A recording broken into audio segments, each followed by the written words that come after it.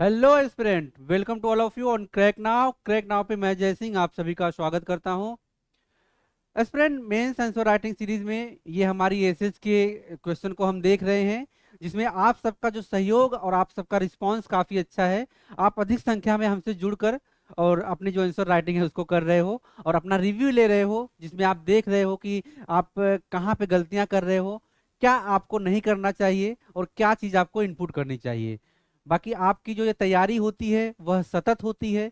ऐसे के लिए किसी विशेष तैयारी की आवश्यकता नहीं होती। जो आप अपने जर्नल स्टडीज के लिए पढ़ते हो उसी को हम आपको बेसिकली एक जर्नल कंटेक्स्ट के रूप में ऐसे में लिखना होता है। हाँ, व्यवहार उसमें चूंकि आपका व्यवहारिक ज्ञान काम आता है, आपके पर्सनल एक्सपीरियंस काम आते हैं, तो आपके पास शब्दों का जो चुनाव होना चाहिए वह इस रूप में होना चाहिए कि आप अपने आंसर को डिमांड के अकॉर्डिंग प्रेजेंट कर सको। तो आप सब जो है इस वीडियो को पहले शेयर कर दीजिए अपने स्टडी ग्रुप में, अपने स्टडी सर्कल में। और फिर हम आज का क्वेश्चन देखेंगे देखेंगे क्वेश्चन क्या है, उसका एक आउटलाइन डिस्कस करेंगे। तो जल्दी जल्दी आप लोग अपने स्टडी सर्कल में, अपने फ्रेंड जोन में इस वीडियो को शेयर कर दीजिए। उनसे बोलिए कि हमारे चैनल को सब्सक्राइब कीजिए और यहाँ पर आपको फ्री में वह फैसिलिटी, वह जो आंसर राइटिंग हम सिखाते हैं, जिसके लिए पेड कोर्स अलग से अलग संस्थान चलाते हैं, तो यह आपका फ्री ऑफ कॉस्ट है। और वह हमसे जुड़कर, जो नीडी बच्चे हैं, जो सचमुच में उनके लिए कोई संसाधन नहीं है, वह जुड़कर अपनी तैयारी को एक अच्छे मुकाम तक ले जा सकते हैं। तो बिना किसी देरी के आज ये देखते हैं हमारा क्वेश्चन क्या है। क्वेश्चन के अकॉर्डिंग हम अपने आप को जो आउटलाइन है हमारा उसको डिस्कस करेंगे। आपका निबंध विषय है urbanisation in Bihar, issues and solutions. Bihar में शहरीकरण, मुद्दे और समाधान। तो शहरीकरण का स्तर क्या है, तो शहरीकरण किस प्रकार से चुनौतियां लेके आ रहा है और उसके लिए क्या समाधान है, उसको हम देखेंगे। क्योंकि शहरीकरण में अगर हम जनरली एक डिस्कशन करें तो आपको चुनौतियां किस रूप में देखने को मिलती हैं कि पॉपुलेशन का ओवरबर्डन होता है। लोग जो है वहां पर इकट्ठे होते हैं, सोर्सेज कम होते हैं, उस सोर्सेज पर दबाव पड़ता है। उस फिर सोर्सेज का जो डिस्ट्रीब्यूशन है, जो संसाधनों का वितरण है, वह जो होता है उसका वितरण करना वह कठिन हो जाता है और वही फिर चुनौती बनती है। तो इसे हम देखेंगे और इसके साथ और क्या इसके चुनौतियां हैं उसको देखने के साथ साथ फिर उसके जो सोल्यूशन है उस पर हम डिस्कशन करेंगे। तो आइए देखते हैं कि अब हम अपने परिचय में क्या लिखेंगे। इसमें परिचय क्या हो सकता है संबंधित ऐसे का। तो अगर हम देखें तो बिहार जो अपनी समृद्ध सांस्कृतिक और विरासत और ऐतिहासिक महत्व के लिए जाना जाता है, प्रवासन, आर्थिक अवसर से तात्पर्य जो होता है आपकी जो जिसे हम कहते हैं इकोनॉमिक अपॉर्चुनिटी, जिसे हम कहते हैं कि अ, एक अच्छे लाइफस्टाइल की तलाश में अपने क्षेत्र को छोड़कर बाहर की ओर माइग्रेट करना, आउट सिटी में जाना, दूसरे शहर में जाना, दूसरे देश में जाना। तो आपके प्रवासन, आर्थिक अवसरों की तलाश और बुनियादी ढांचों के विकास जैसे कारकों के से प्रेरित होकर यह शहर जो है, बिहार जो है, वह शहरीकरण का अनुभव कर रहा है। तो आप देखेंगे जैसे वहां पर पटना जैसे सिटीज हो गए और ऐसे अन्य शहर हैं जहां पर इंफ्रास्ट्रक्चर डेवलप किया जा रहा है, ताकि स्वास्थ्य की सुविधाएं, हेल्थ की सुविधाओं के साथ साथ पढ़ाई की सुविधाएं, शिक्षा स्तर उन्नत हो सके और साथ ही जो आईटी सेक्टर संबंधी जो अन्य कार्य हैं वह भी किए जा सकें। तो इस रूप में जो यह विकास है वह एक इकोनॉमिक अपॉर्चुनिटी के अवसर क्रिएट करता है। लेकिन यह असंख्य चुनौतियां भी अपने सामने लेकर आता है। यह एक डेवलपमेंट का फेज तो दिखाता है, यहाँ पर अपॉर्चुनिटीज आ रही हैं, लेकिन अपने साथ चुनौतियां लेके आ रही है। और चुनौतियां क्या है इसमें अगर हम देखें तो बिहार में शहरीकरण के रुझान के तौर पे हम देखते हैं कि पिछले कुछ दशक में बिहार ने अपने शहरी केंद्र में लोगों का एक महत्वपूर्ण प्रवाह देखा है। कि कुछ सेंटर ऐसे हैं जहां पर लोगों की जो जनसंख्या है वह केंद्रित हुई है। बाहर से लोग आकर वह अपने नजदीकी क्षेत्र से या फिर आप उसी राज्य के अदर डिस्ट्रिक्ट से आकर एक सेंटर में, एक जोन में संकेंद्रित हो रहे हैं, इक्वल अपॉर्चुनिटी के लिए और बेहतर अपॉर्चुनिटी के लिए। वह शिक्षा हो सकती है, वह स्वास्थ्य हो सकता है, वह बेटर लाइफस्टाइल हो सकता है। तो यह जो अनुभव बिहार राज्य कर रहा है, जिसमें शहरों और कस्बों का विस्तार और परिवर्तन देखा गया है। तो शहरीकरण के मुद्दे क्या क्या हैं उस पर हम अपनी नजर डालेंगे और देखेंगे शहरीकरण के मुद्दों में चुनौतियां क्या क्या आती हैं। तो आपका शहरीकरण का मुद्दा देखते हैं।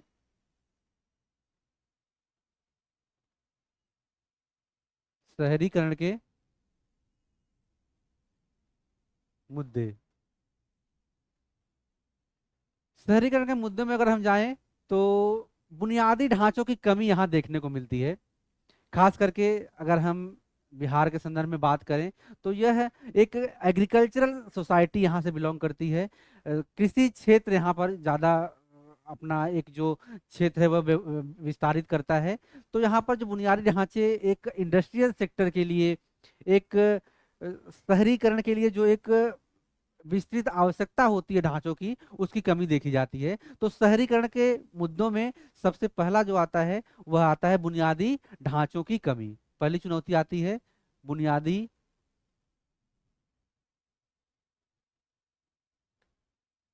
ढांचों में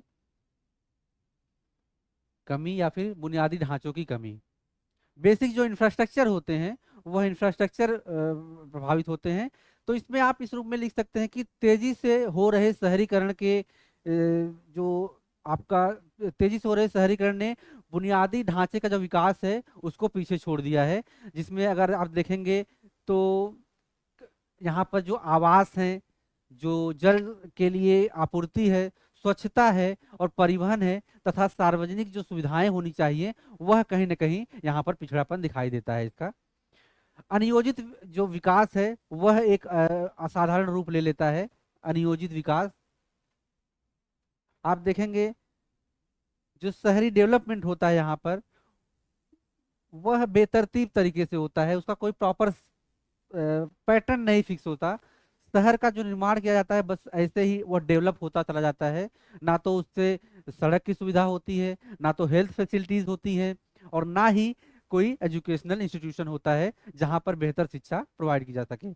तो व्यापक शहरी नियोजन की कमी के परिणाम स्वरूप बेतरतीब और अनियोजित विकास, अनौपचारिक बस्तियां, अतिक्रमण और जो मौजूदा संसाधन है उस पर एक जो है बर्डन क्रिएट किया जाता है जो है पॉपुलेशन द्वारा लोगों, क्योंकि लोग ही वहां पर जो है बसते हैं और वही जो सीमित संसाधन है उसका इस्तेमाल करते हैं, और वह क्षेत्र जो होता है वह जो बेतरतीब तरीके से डेवलप होता है।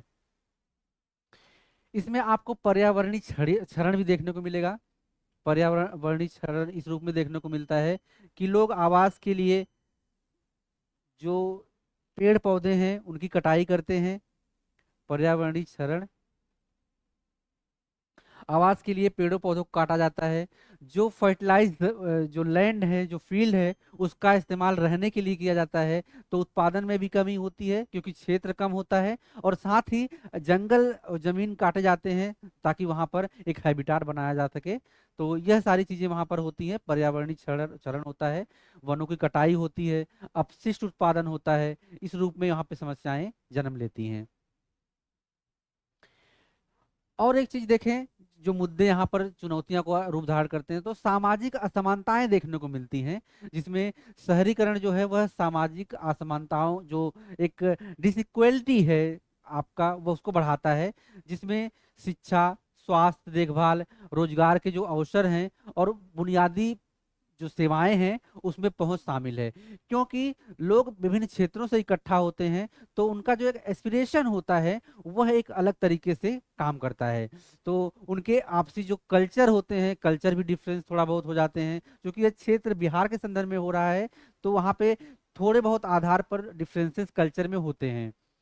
क्योंकि कहा भी जाता है कि कोस कोस पे पानी बदले 10 कदम पे बानी, इस तरीके से एक कहावत है जिसको वहां पर अगर हम देखें तो यह अपनाया जा सकता है। तो ये कल्चरल डिफरेंसेस भी देखने को मिलते हैं और वह एक सामाजिक असमानताओं को जन्म देता है।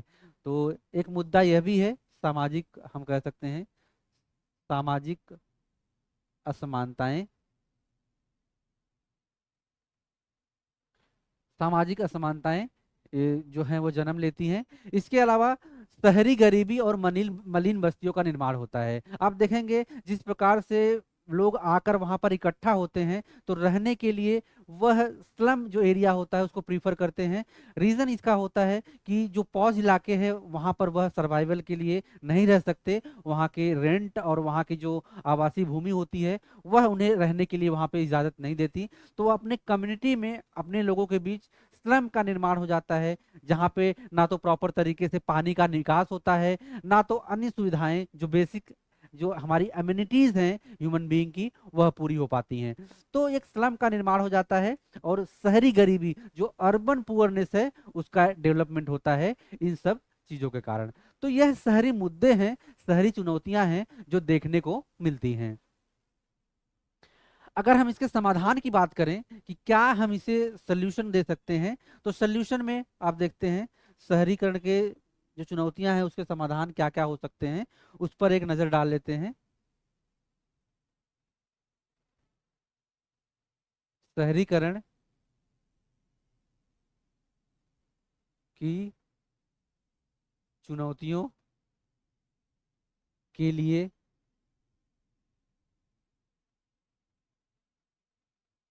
समाधान क्या हो सकते हैं। तो जिस प्रकार से जिस रूप में हमने देखा कि इंफ्रास्ट्रक्चर की कमी रहेगी, तो इंफ्रास्ट्रक्चर को अगर हम डेवलप कर सके, वहाँ पे अच्छा हेल्थ सेक्टर प्रोवाइड कर सके, हेल्थ की सुविधा दे सके, अच्छे एजुकेशनल इंस्टीट्यूट दे सके, सड़क की कनेक्टिविटी हो, और जो बेसिक एमिनिटीज के लिए चाहिए अगर मनोरंजन की सुविधाएं हम दे सके वहाँ पे, तो यह जो है डेवलपमेंट का कार्य हो सकता है, एक समाधान हो सकता है। तो एकीकृत शहरी नियोजन के रूप में अगर हम देखें तो इंटीग्रेटेड शहरी नियोजन, जिसमें टिकाऊ भूमि उपयोग, टिकाऊ भूमि भूमि उपयोग, बुनियादी ढांचे का विकास, आवास और पर्यावरणीय संरक्षण शामिल है। तो एकीकृत जो शहरी नियोजन है उस पर हम ध्यान दे सकते हैं। एकीकृत शहरी एकीकृत शहरी नियोजन, जिसमें जो बुनियादी ढांचे हैं उस पर हम ध्यान दे सकते हैं। आवास और पर्यावरण की संरक्षणता जो है, संरक्षण के लिए प्राथमिकता संबंधी नियम बना सकते हैं। तो यह सारी चीजें आपके जो एकीकृत शहरी नियोजन है उसके माध्यम से इन समस्याओं को कम किया जा सकता है। ठीक है। दूसरा, बुनियादी ढांचों का विकास। बुनियादी ढांचों में जैसे मैंने कहा कि अच्छे एजुकेशनल इंस्टीट्यूट होने चाहिए, मनोरंजन की व्यवस्था के लिए पार्क होने चाहिए, ग्रीनरी होनी चाहिए, और जो आपके हेल्थ के लिए अच्छे हॉस्पिटल्स होने चाहिए, और कनेक्टिविटी के लिए अच्छे रोड होने चाहिए। तो अगर ये सारे बेसिक जो इंफ्रास्ट्रक्चर पे काम हो रहा है तो आपका जो शहरीकरण की जो समस्याएं हैं वह कम होती दिखती हैं। तो बुनियादी ढांचों का विकास जो है यह भी एक पॉइंट है जिसे हमने डिस्कस किया। बुनियादी ढांचों का विकास, बुनियादी ढांचों का विकास। इसी में अगर हम देखें तो स्मार्ट सिटी पहल जो है, आप देखिए सरकार वर्तमान समय में स्मार्ट सिटी पहल लेके आ रही है, जिसमें वह जो शहरों का निर्माण है वह व्यवस्थित तरीके से स्मार्ट तरीके से करने का एक आह्वान कर रही है, जिसमें आपको इंटरनेट की सुविधा, जल की उपलब्धता, स्वास्थ्य की उपलब्धता, एजुकेशन की उपलब्धता, ये सारी चीजें आपको प्रोवाइड की जाएंगी। तो वह एक स्मार्ट सिटी की जो संकल्पना है उसको आपके सामने प्रस्तुत कर रही हैं। तो तीसरा पॉइंट आपका हो जाएगा स्मार्ट सिटी, स्मार्ट सिटी का विकास। यह भी जो है शहरीकरण की चुनौतियों के लिए समाधान लेके आता है, क्योंकि यहाँ पर जो बेतरतीब तरीके से डेवलपमेंट हुआ है उसको हटाकर एक प्रॉपर स्ट्रक्चर तरीके से शहरों को बसाया जाता है, शहरों का निर्माण किया जाता है। जैसे आप चंडीगढ़ अगर देखोगे तो चंडीगढ़ एक प्रॉपर तरीके से बसाया गया शहर है। वहाँ पर जो नालों की व्यवस्था है, जो वेस्टेज पानी जाता है, प्रॉपर सीवरेज है, बारिश के समय पानी इकट्ठा नहीं होता तो वह सड़कों पर जमा नहीं होता, पानी के निकास के लिए एक व्यवस्थित तरीके से नाले बनाए गए हैं, जो भी वेस्ट होते हैं वह इकट्ठा होके एक जगह उसका निस्तारण किया जाता है। तो अगर यह सारी सुविधाएं हैं तो वह एक स्ट्रक्चर सिटी कहलाती है, स्मार्ट सिटी कहलाती है। इसके अलावा आजकल ऐसे बिल्डिंग निर्माण या फिर कंस्ट्रक्शन का ऐसे बिल्डिंग का निर्माण किया जा रहा है जो ग्रीन बिल्डिंग जिसे कहते हैं। वहां पर बेसिकली आपका जो बनाया जाता है वह पेड़ पौधों के मध्य में, और जो क्षेत्र जो बिल्डिंग बनाई जाती है उस पर ग्रीनरी का खास करके ध्यान दिया जाता है। तो ग्रीन बिल्डिंग या फिर हम कह सकते हैं कि जो आपके हरित और जो रिजिलियंस सिटीज हैं उनका डेवलपमेंट करना यह जरूरी हो जाता है शहर की चुनौतियों के समाधान के लिए। तो हरित भवनों का निर्माण, भवनों व शहरों का निर्माण, शहरों का निर्माण, तो यह है आपके जो समस्याओं का सलूशन हम देख रहे हैं उसके अंतर्गत। इसके अलावा अगर हम देखें तो सार्वजनिक निजी भागीदारी जिसे हम पब्लिक प्राइवेट पार्टनरशिप कहते हैं, उसके माध्यम से जो फंड संबंधी अव्यवस्था होती है, फंड की कमी होती है, उसको पूरा किया जा सकता है। जैसे बहुत सारे शहरों के निर्माण में जो पब्लिक प्राइवेट पार्टनरशिप है उसके माध्यम से उस शहर को बसाया जा रहा है और वहां पर जो आधुनिक व्यवस्थाएं हैं उसको प्रोवाइड की जा रही हैं। तो सार्वजनिक निजी भागीदारी को बढ़ावा देकर हम ये जो चुनौतियां हैं उसके लिए समाधान निकाल सकते हैं। तो आप इसे लिख सकते हो, पब्लिक प्राइवेट पार्टनरशिप के माध्यम से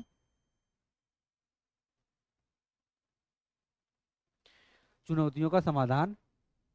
और यह चुनौतियां बेसिकली जो फंड संबंधी एक समस्या आती है उससे निपटने के लिए इस तरह के मॉडल को अपनाया जाता है। चुनौतियों चुनौतियों का समाधान।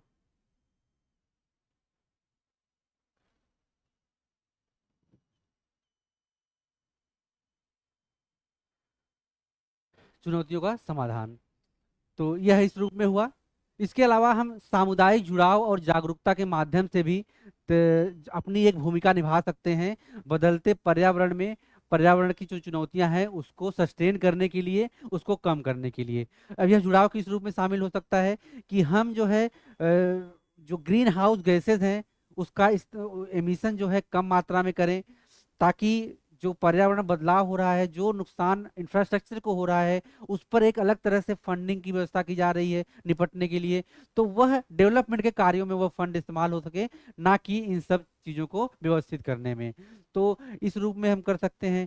पानी चूंकि एक नवीकरणीय साधन नहीं है, तो आने वाले भविष्य में पानी की समस्या देखने को मिलेगी। तो उसे कम करने के लिए, उस समस्या को कम करने के लिए, अगर आपको पानी का इस्तेमाल नहीं करना है तो टैप को बंद कर दिया जाना चाहिए।